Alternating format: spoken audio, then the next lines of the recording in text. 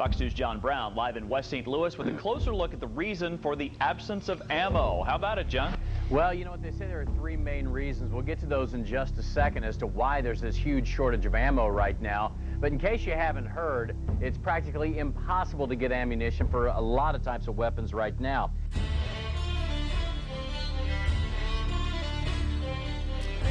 What will you do then? You won't register, and what do you think might happen to you?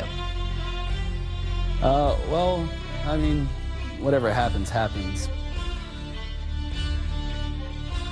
But I have a right granted to me by the Second Amendment in our Bill of Rights, and it says shall not be infringed.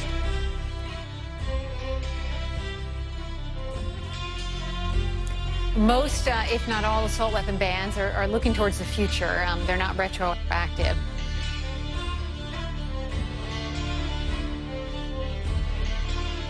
Now, according to Feinstein, her bill will ban the sale, the transfer, the importation, and the possession, not retroactively, but prospectively. It will ban the same for big clips, drums, or strips of more than 10 bullets.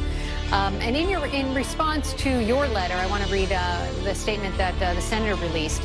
She writes, Senator Feinstein respects Corporal Boston's service. She has heard from thousands of people, including many gun owners, who support her plan to stop the sale, transfer, importation, and manufacturing of assault weapons and large-capacity magazines, strips, and drums that hold more than 10 rounds. As Senator Feinstein has said, the legislation will be carefully focused to protect the rights of existing gun owners by exempting hundreds of weapons used for hunting and sporting purposes. That was from her office. What do you make of that?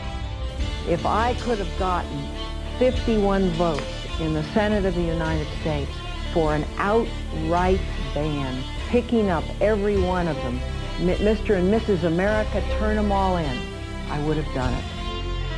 I'm still confused as to where the hunting and sporting clause is in the Second Amendment. It's nowhere to be found in the Bill of Rights or the Constitution, so I don't understand what she means.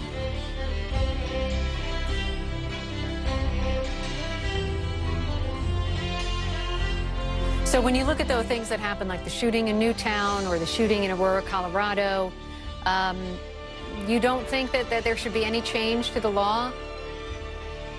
The laws we have are extensive. I mean, there's over 2,000 gun laws as it is. And the fact of the matter is, predators are amongst us, and we have to recognize that fact. We don't live in a utopia. Our citizens have to be armed to protect themselves from these madmen. So what is the solution then? I mean, is that the solution to stop these tragedies, for everyone to be armed? How do you stop this from happening again? Not for everyone, but it certainly ups the probability of successfully stopping a shooter before you have 20 dead, 30 dead. Joshua Boston. People will choose or whether or not.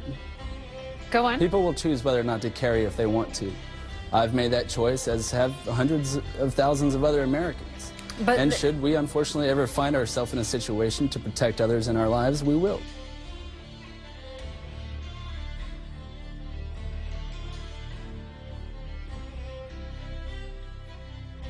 But the law is the law if it becomes law and you're just willing to break it.